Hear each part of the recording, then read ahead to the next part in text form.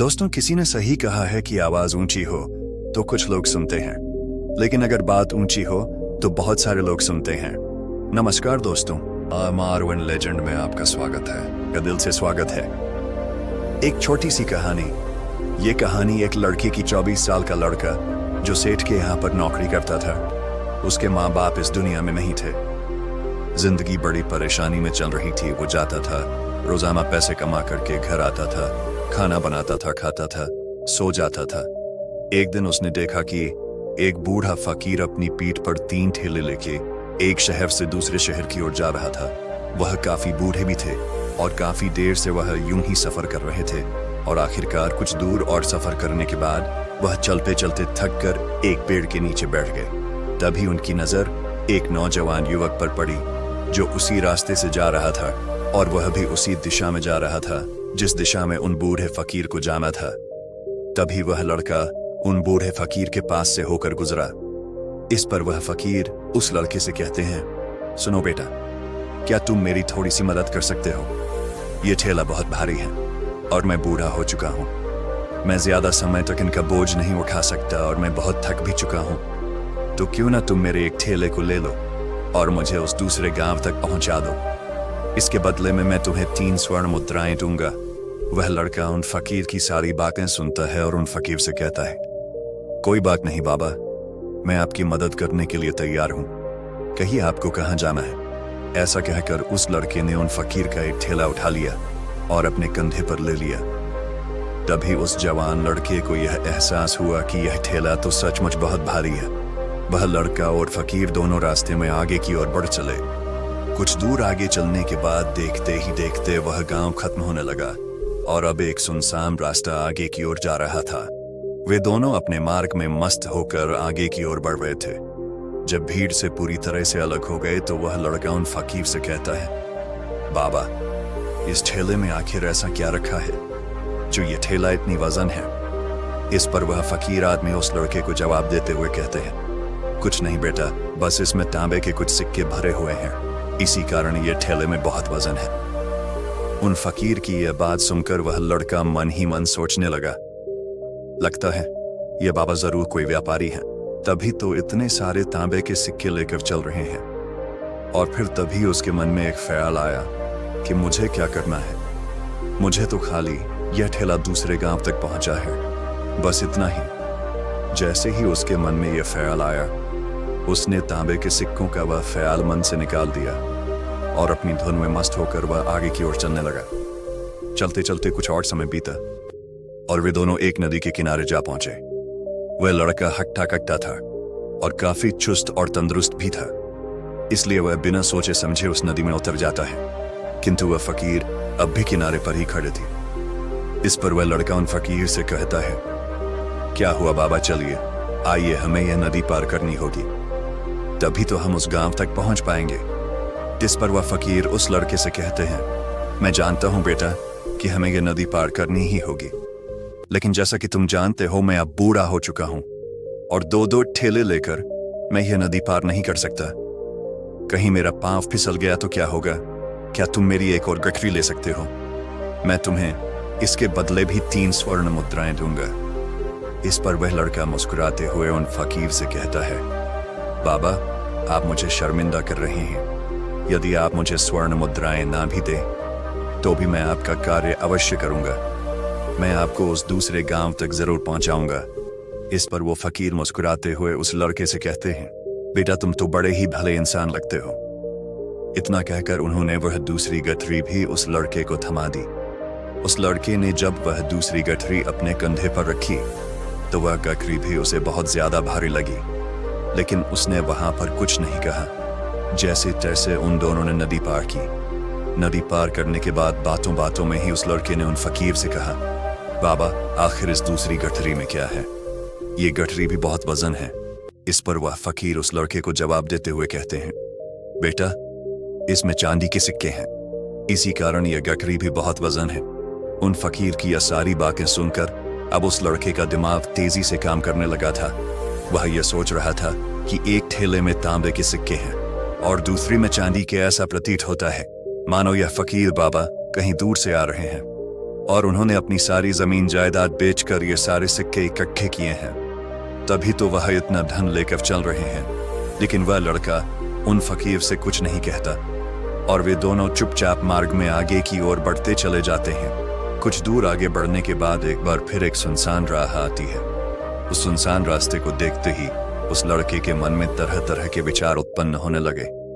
वह यह सोचने लगा, अरे यह तो सुनसान जगह है, अगर मैं ये सिक्के लेकर यहां से भाग जाऊं तो ये फकीर मुझे कब तक दौड़ाएंगे। मुझे नहीं लगता कि मुझे कभी पकड़ पाएंगे और यहाँ पर कोई है भी नहीं जो इनकी मदद कर पाए। और वैसे भी ये बहुत सारे सिक्के हैं, मैं इनसे एक अच्छी दुकान खरीद सकता हूँ, अपना नया व्यापार शुरू कर सकता हूँ। और वैसे भी ये बूढ़ा फकीर अब इन पैसों का क्या करेगा, इससे अच्छा तो मैं ही इन्हें रख लेता हूँ। वह लड़का ये सब बारे में सोच ही रहा था, तभी अचानक उसे खुद पर आश्चर्य हुआ। अरे मैं यह क्या सोच रहा हूँ, ये फकीर बाबा न जाने कहां से आ रहे हैं और क्या खोज करके इन्होंने इतने सारे पैसे इकट्ठा किए होंगे। मुझे इनका फायदा नहीं उठाना चाहिए, नहीं नहीं, मुझे ऐसा नहीं करना चाहिए। उसने कुछ देर के लिए तो अपने मन के विचारों को काबू कर लिया, लेकिन कुछ देर बाद उसके मन के विचार उस पर देखते ही देखते हावी होने लगे। वह लड़का 2 ठेले लेकर उन फकीर के पीछे पीछे चल रहा था और कुछ दूर आगे चलने के बाद एक पहाड़ी आई। इस पर वह फकीर बाबा उस लड़के से कहते हैं, बेटा यह पहाड़ी मैं नहीं चढ़ पाऊंगा, मैं काफी बूढ़ा हो चुका हूँ और मेरे घुटनों में भी दर्द रहता है। यदि तुम मेरी तीसरी गठरी भी ले लो तो मैं तुम्हें 3 और स्वर्ण मुद्राएं दूंगा, लेकिन याद रखना इसे कहीं गिराना मत, कहीं ये गठरियां खुल ना जाए। इस पर वह लड़का उन फकीर से कहता है, क्यों बाबा, आखिर इसमें ऐसा क्या है। इस पर वह फकीर उस लड़के से कहते हैं, बेटा इसमें स्वर्ण मुद्राएं हैं। यह सुनकर वह लड़का मन ही मन बहुत प्रसन्न हुआ। उसने चुपचाप वह गठरी भी उन फकीर से ले ली और देखते ही देखते वे दोनों मार्ग में आगे की ओर बढ़ने लगे। अब वह फकीर बिना कोई वजन लिए हुए आराम से पहाड़ की चढ़ाई पर चढ़ रहे थे, किंतु वह नौजवान लड़का जो पीछे था वह वजन के कारण बहुत धीरे धीरे चल पा रहा था। लेकिन जब से उसने सोने का नाम सुना था उसका मन तो छलांग मार रहा था। वह मन ही मन सोच रहा था, अगर मुझे यह सारा धन मिल जाए तो मेरा पूरा जीवन तो आराम से कट जाएगा। वैसे भी यह बाबा तो बूढ़े हो चुके हैं, भला इन्हें इतने पैसों की क्या जरूरत है, इनका जीवन तो वैसे भी कट चुका है। मैं एक काम करता हूँ, यह सारे पैसे लेकर यहाँ से भाग जाता हूँ। लड़के के मन में अनगिनत विचार उठ रहे थे। लड़के का मन अब उसकी बुद्धि पर पूरी तरह से हावी हो चुका था और उस लड़के का मन अपनी बात को सही साबित करने के लिए उससे कुछ भी कह रहा था। और तभी उस लड़के के मन में एक और विचार उत्पन्न हुआ और अब की बार वह लड़का यह सोच रहा था, लगता है यह फकीर बाबा कोई चोर है, पर मैं इनके पास इतनी सारे स्वर्ण मुद्राएं कहां से आएंगे। अगर यह कोई व्यापारी होते तो भला ये इस तरह से पैदल यात्रा तो नहीं करते, और अगर इनके पास इतने सारे पैसे थे तो ये कोई ना कोई साधन भी तो अवश्य कर सकते थे। लगता है ये कोई चोर है और चोर से चोरी करने में भला क्या बुराई है। यह सोचता हुआ वह लड़का अब उन फकीर से तेजी से आगे की ओर बढ़ रहा था और देखते देखते वह फकीर से आगे भी निकल चुका था। और वह यह सोच रहा था कि जैसे ही इस पहाड़ की ढलान आएगी मैं 3 गठरियां लेकर भाग जाऊंगा, इससे ये सारे पैसे मेरे हो जाएंगे और मेरी गरीबी भी हमेशा हमेशा के लिए दूर हो जाएगी। मैं जो चाहूंगा मैं वो कर पाऊंगा, मेरे पास बहुत सारा धन होगा। और देखते देखते वह दोनों पहाड़ की चोटी पर पहुंच गए और अब ढलान का रास्ता शुरू होने वाला था। तभी वह लड़का उन फकीर से नजर चाहकर वह 3 गठरियां लेकर भागता हुआ आगे बढ़ गया। अब उसे अपना शरीर बहुत हल्का महसूस हो रहा था, मानो उसे उन 3 ठेलों का वजन तक न मालूम पड़ रहा हो। काफी दूर दौड़ते दौड़ते किसी तरह से वह अपने आप को बचते बचाते अपने घर पहुंचा। उसकी खुशी का कोई ठिकाना नहीं था। उसने सोचा, क्यों ना मैं जल्दी जल्दी इन गठरियां में से वो सारे पैसे निकाल लूं। यह सोचकर जब उसने गठरियां खोली तो पहली गठरी में उसे लोहे से जंग भरे हुए सिक्के मिले। यह देखकर उसे यकीन नहीं हुआ। इस पर उसने फटाफट दूसरी गठरी भी खोल डाली, उसमें भी उसे लोहे के जंग लगे हुए सिक्के ही निकले।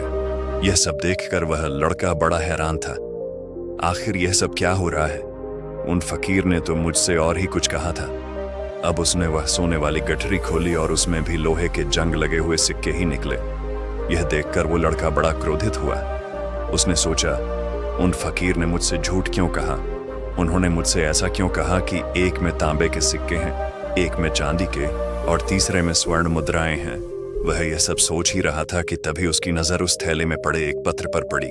उसने वह पत्र उठाया और उस पत्र में लिखा था, यह पूरा नाटक ईमानदार व्यक्ति की खोज करने के लिए रचा गया है और मैं इस राज्य का राजा हूँ।